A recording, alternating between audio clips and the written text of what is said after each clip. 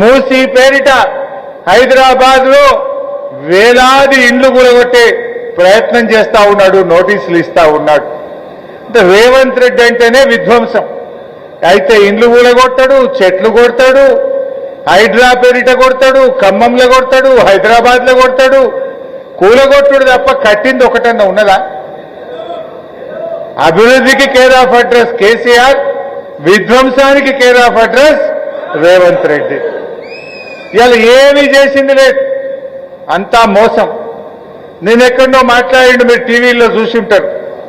తనకు తానే కర్ణుడు అని చెప్పుకుంటున్నాడు, తనకు తానే కర్ణుడు అని చెప్పుకుంటున్నాడు. కర్ణుడు ఎవరు? మాట తప్పని వాడు. కర్ణుడు అంటే మాట మీద నిలబడేటువంటి వ్యక్తి. చివరికి కవచ కుండలాలు ఇవ్వడానికి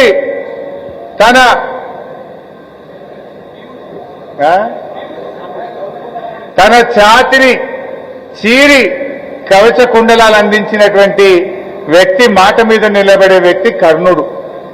రేవంత్ రెడ్డి కర్ణుడా? క్రూరుడు. వాళ్ళు ఏడుస్తా ఉంటే ఖమ్మంలో టీవీల్లో చూస్తే పాపం ఎస్ఐ కళ్ళలో నీళ్లు పెట్టుకున్నాడు.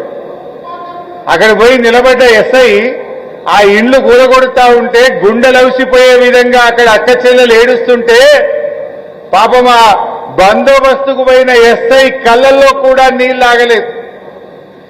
రాష్ట్రం మొత్తం 16 కోట్ల మంది, ఈ దేశం మొత్తం ఆ ఖమ్మం వీడియోలు చూసి బాధపడ్డారు. అంటే ఆ ఎస్ఐకి కళ్ళలో నీళ్లు వచ్చినాయి, ఆ వీడియోలు చూసిన మనందరం కూడా బాధపడ్డాం. కానీ వీసమెత్తు బాధపడని క్రూరుడు ఈ రేవంత్ రెడ్డి. నువ్వు కర్ణుడివి కాదు, నువ్వు క్రూరుడివి. కర్ణుడికి నీకు కంపారిజనే లేదు. కర్ణుడు మాట మీద నిలబడ్డాడు. గుండెలు చీల్చి కవచ కుండలాలు ఇచ్చిన వ్యక్తి కర్ణుడైతే, గుండెల మీద తన్నినోడివి రేవంత్ రెడ్డివి. ఇవాళ 6 గ్యారంటీలని 400 హామీలని రైతుల్ని మోసం చేసినావు కదా. ఆనాడు కేసీఆర్ వ్యవసాయాన్ని పండగ చేసిండు. కేసీఆర్ గారు 24 గంటల కరెంట్ ఇచ్చిండు, రైతు బంధు ఇచ్చిండు, చెరువులు బాగు చేసిండు, చెక్ డ్యాములు కట్టిండు, రైతు బీమా పెట్టిండు, పండిన పంటంతా కొన్నడు, వ్యవసాయాన్ని పండగ చేసిండు కేసీఆర్. కానీ రేవంత్ పాలనలో ఇప్పుడు ఆయన చెప్పిండు మల్కాపూర్లా, సార్ ఇది 5వ పంట. రేవంత్ రెడ్డి 3 రైతు బంధులు ఎగ్గొట్టిండు. ఏడాదికి కేసీఆర్ ఉన్నప్పుడేమో 3 సార్లు రైతు బంధు ఇవ్వన్నాడు, ఇప్పుడేమో 3 రైతు బంధులు ఎగ్గొట్టిండు సార్ రేవంత్ రెడ్డి అన్నాడు. రైతు బంధు ఎగ్గొట్టిండు, కనీసం మోటార్లు నడపక, సకాలంలో చెరువులు నింపక, ఒక్క మల్కాపూర్ గోపాలాపురంలో 500 ఎకరాల్లో ఇవాళ పంట ఎండిపోతా ఉన్నది. అంటే నీ మూర్ఖత్వం వల్ల, నీ చేతయంతనం వల్ల ఇవాళ పంటలు ఎండిపోయే పరిస్థితి వచ్చింది. ఇటు పంటలు ఎండుతున్నాయి, యూరియాకు యాపులు పెట్టి రైతులను ఇవాళ తిప్పుతా ఉన్నావు, బిచ్చగాళ్ళని చేసినావు. యాపులు పెట్టి రైతుల ఉసురు పోసుకుంటున్నావు, యూరియా ఇయ్యవు, కరెంటు అంతంత మాత్రమే, రైతు బంధు ఎగవేస్తావు, నీళ్లు ఇచ్చే తెలివే లేకపాయే. నాడు కేసీఆర్ పండగ చేస్తే నీ కాలంలో వ్యవసాయం దండగైపోయిన పరిస్థితి ఏర్పడ్డది. రైతు బతుకుని ఆగం చేసినావు, రైతును రోడ్డు మీదకి తెచ్చిండు ఇవాళ రేవంత్ రెడ్డి. ఇంకేమంటాడు, నేను కర్ణుడట. నువ్వు కర్ణుడు అయితే రైతు బంధు ఎగ్గొట్టవు, నువ్వు కర్ణుడు అయితే 24 గంటల కరెంట్ ఇస్తావు, కర్ణుడు అయితే మాట మీద నిలబడి అన్ని 6 గ్యారంటీలు అమలు చేస్తావు. నిజం చెప్పాలంటే నీకు కర్ణుడు కాదు, కుంభకర్ణుడు అనే పేరు నీకు బాగా సూట్ అవుతుంది. ఎందుకంటే రేవంత్ రెడ్డి ఎన్నికలప్పుడే నిద్రలేస్తాడు, ఎన్నికలప్పుడు నిద్రలేస్తాడు. ఎన్నికలు అయిపోగానే కేసీఆర్ మీదనో బీఆర్ఎస్ నాయకుల మీద నిందలేసుకుంటా కాలక్షేపం చేస్తాడు. ఏదో ఒకటి అబద్ధాలు చెప్తూ కేసీఆర్ మీదనో, కేటీఆర్ గారి మీదనో, బీఆర్ఎస్ నాయకుల మీదనో, మా బాల్కా సుమన్ మీదనో దొంగ కేసులు పెట్టి, అక్రమ కేసులు పెట్టి నిందలేసుకుంటా కాలం గడుపుతున్నావు తప్ప నువ్వు ఇచ్చిన మాట నిలబెట్టుకుంటలేవు. ఎన్నికల ముందు రైతు బంధు పడుతుంది, ఎన్నికలు కాగానే ఎగ్గొడతావు. అందుకే నువ్వు కర్ణుడివి కాదు, నువ్వు కుంభకర్ణుడివి రేవంత్ రెడ్డి. అసలు నీకు రైతుల మీద ధ్యాస ఉన్నదా? ఎన్నడైనా రైతుల గురించి మాట్లాడినవా? దమ్ముంటే నువ్వు నీ మంత్రులు గన్మెన్ లేకుండా ఒక్కసారి రైతుల దగ్గర రండి, ఈపు సాఫ్ చేస్తారు మిమ్మల్ని. ఏం మాట్లాడుతున్నావు నిన్న? నేను రైతు బంద్ చేసినా, రుణమాఫీ చేసినా, పడ్డదో పడలేదో నాకు తెలియదట. నువ్వు ముఖ్యమంత్రి వాసప్రాశివా? పడ్డదో పడలేదో తెలియకపోతే నువ్వు ముఖ్యమంత్రి ఎందుకు? నీకు తెలియదా? కట్టుకొత్తే కేసీఆర్ ఉన్నప్పుడు టింగు టింగున ఫోన్లు మోగలేదా? హైదరాబాద్ లో కేసీఆర్ కట్టుకొత్తే కరోనాలో కూడా రైతుల ఫోన్లు టింగు టింగు టింగున మోగినాయి. రైతు బంధు బరాబరు పడ్డది. నువ్వు ముఖ్యమంత్రి నువ్వు పైసలు వేసినా అంటున్నావు. నేను అడిగే ఇప్పుడు మల్కాపూర్లా, మరి రేవంత్ రెడ్డి పైసలు వేసినా అన్నాడు, పడ్డాయా అన్నా?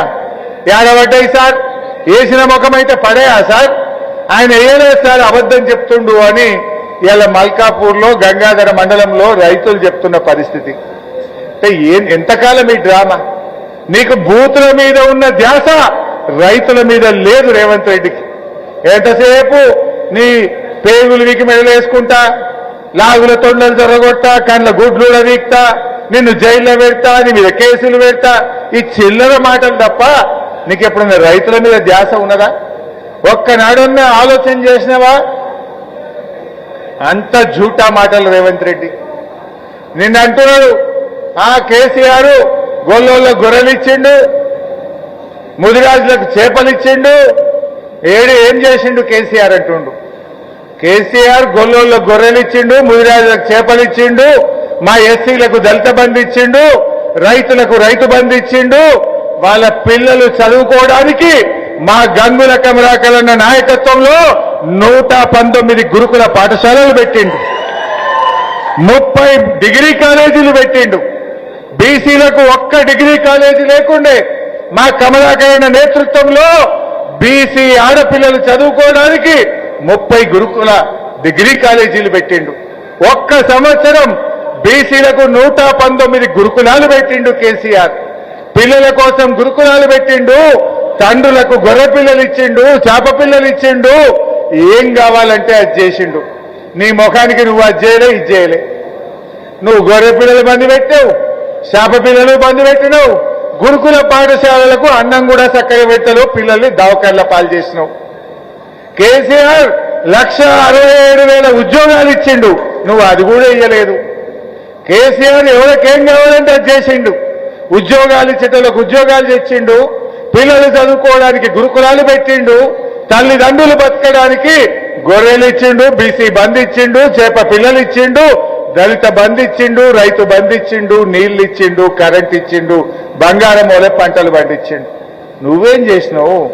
పంటలు ఎండగొట్టినావు, బీసీ బంద్ పెట్టినావు, గొర్రె పిల్లలు బంద్ పెట్టినావు, చేప పిల్లలు బంద్ పెట్టినావు, దవాఖాన పోతే కళ్యాణ లక్ష్మి బంద్ అయిపోయింది, బతుకమ్మ పండుగకు చీరలు బంద్ అయినాయి, రంజాన్ పండుగకు సోఫా బంద్ అయిపోయింది. కోతలు పెట్టుడు, బంధు పెట్టుడు, కేసులు పెట్టుడు, ఇంకేమన్నా ఉన్నదా నువ్వు చేసింది? ఏం ఉత్తరించినావు? నువ్వు చేసిందేమీ లేదు. ఇంకేందో నిన్న కొత్తగా పెట్టిండు 99 రోజుల పాలన. ఆ 99 చూస్తే నాకు వెనకట బాటా చెప్పుల ధర యాదికి వచ్చింది. ఏదో 299, 399, 499 అని ధర ఉంటుంది బాటా చెప్పులకు. ఈ బాటా చెప్పుల ధర లెక్కిందో 99 అని పెట్టిండు. ఏమున్నదా నీ 99 కథ? ఏం చెప్పుకొని బయలుదేరుతున్నావు? అరే ఇప్పటికే